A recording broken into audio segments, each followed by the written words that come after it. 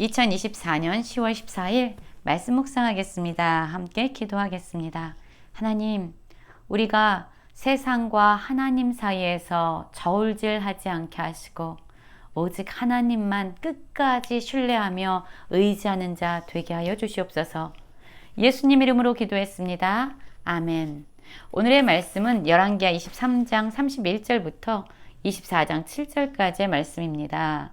말씀을 함께 살펴보시기 전에 개인적으로 말씀을 꼭 읽으시고 묵상하는 시간 가지시기 바랍니다. 23장 31절입니다. 여호아하스가 왕이 될 때의 나이가 23세라. 예루살렘에서 석 달간 다스리니라. 그의 어머니의 이름은 하무달이라. 림나 예레미야의 딸이더라 라는 말씀으로 시작하고 있습니다. 여호아하스의 아버지는 누구입니까? 바로 남유다의 종교 개혁을 일으켰던 요시야 왕이었습니다.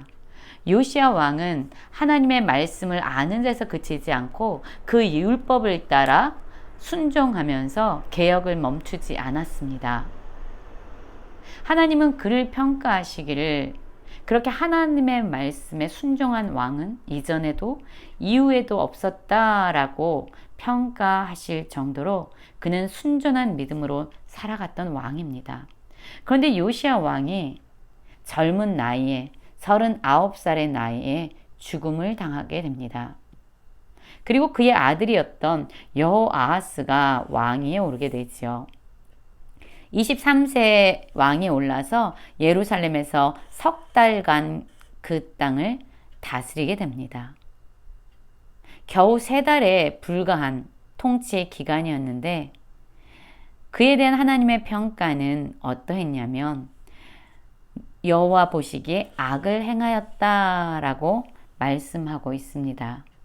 그렇습니다. 여호아하스는요, 불과 석 달을 남유다를 다스리는 왕으로 세워졌지만 악한 왕으로 평가받고 있습니다. 그의 아버지 요시야는 하나님의 말씀에 충실한 그러한 왕이었지만 그는 아버지의 신앙을 이어가지 못했던 거죠. 이 여호아하스는요, 애굽에 반하는 정책을 핀 사람입니다. 그래서 애굽의 왕 바론 느고는요, 그를 림나에 가두어서 예루살렘 왕이 되지 못하도록 했고 또한 그를 애굽으로 잡아다가 거기서 그는 죽게 됩니다. 그리고 이 바론 느고는요, 친애굽 정책을 피는 요시야의 또 다른 아들 바로 엘리야김을 남유다의 왕으로 세우게 됩니다. 엘리야김은 이름이 여호야김으로 바뀌어서 남유다를 통치하게 되고요. 그는 애굽의 바론 느고에 의해서 세워진 왕이었기 때문에 은과 금을 바로에게 주면서 바론 느고의 눈치를 보는 그러한 왕으로 이 땅 남유다를 다스리고 있습니다. 그렇습니다. 이 바로 느고에 의해서 세워진 이 여호야김은요, 하나님이 아니라 바로에게 충성하는 자였습니다. 그는 이 바론 느고에게 바칠 조공을 마련하기 위해서요, 백성들에게 은금을 징수했고요. 그리고 그것을 다 바론 느고에게 갖다 바쳤습니다. 이 여호야김이 왕이 될 때 나이가 25세였고요. 예루살렘에서 11년 동안 다스리게 되죠. 그런데 이 여호야김, 하나님을 섬기는 자가 아니라 하나님을 의지하는 자가 아니라 애굽의 비위를 맞추면서 내가 누구를 섬겨야 하는지 저울질하면서 애굽에 갖다 바칠 조공을 끊임없이 마련했던 이 여호야김을 하나님은 어떻게 평가하실까요? 여호와 보시기에 악을 행했다라고 말씀하시면서 그가 하나님에게 기쁨이 되지 않았다라고 평가하고 있습니다. 여러분, 우리의 삶은 어떻습니까? 때로는 우리도 삶의 어려움을 만날 때요, 하나님을 정말로 신뢰할 수 있는가? 이분을 의지할 수 있는가라는 의문이 들 때가 있어요. 그래서 세상과 하나님 사이를 저울질하면서 우리의 안전을 위해서 하나님이 아닌 다른 것을 섬기느라 수고하고 애쓰는 그런 삶을 선택할 때가 얼마나 많습니까? 여러분, 하나님은요, 온전히 그분을 의지하고 그분을 신뢰하지 않는 자들을 향해서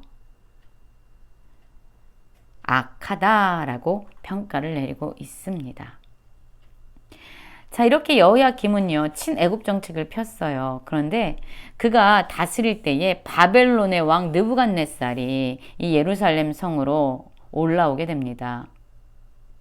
그러자 이 여호야김은요, 이제는 누구를 섬기게 되죠? 바벨론 왕 느부갓네살을 3년간 섬기게 됩니다.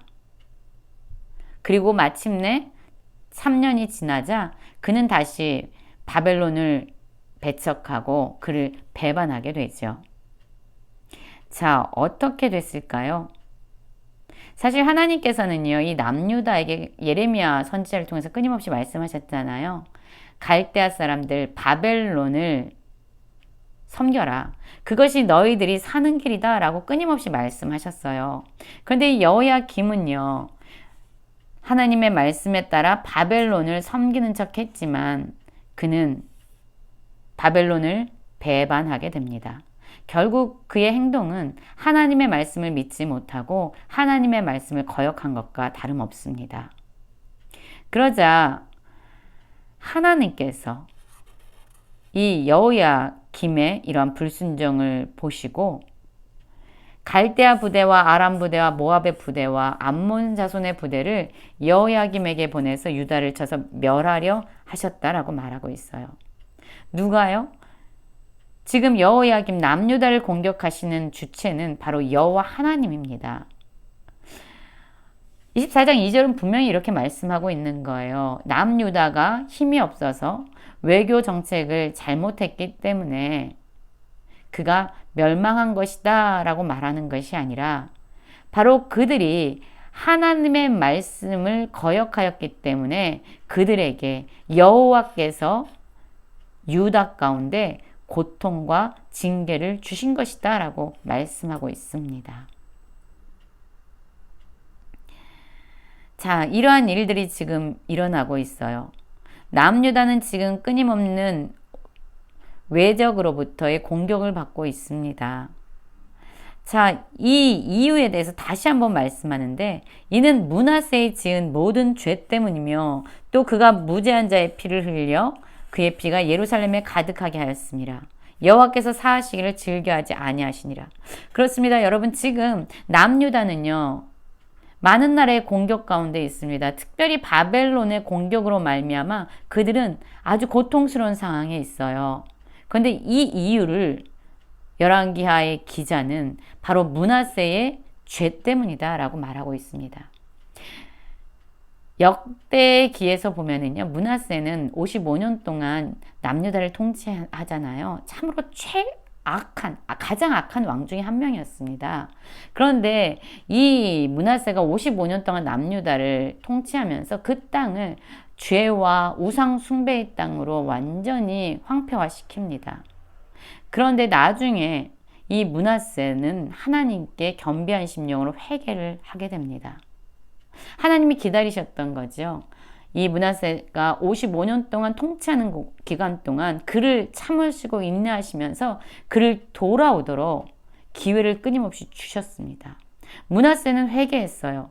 그러나 므낫세가 이 남유다를 통치하는 기간 동안 그 땅에 끊임없이 행했던 그의 죄악은 열매를 맺고 씨를 뿌리고 또다시 재생산돼서 그 땅에 여전히 많은 부정적인 영향력, 불의와 불공평이 난무하는 세상으로 만들었기 때문에 그 죄의 열매들, 그 죄의 영향력들로 말미암아 하나님은 이 땅을 분명히 심판하셔야 했던 거죠. 여러분, 많은 왕들이 지금 말씀에 나오고 있습니다. 여호아하스, 하나님에게 악하다 평가를 받았고요.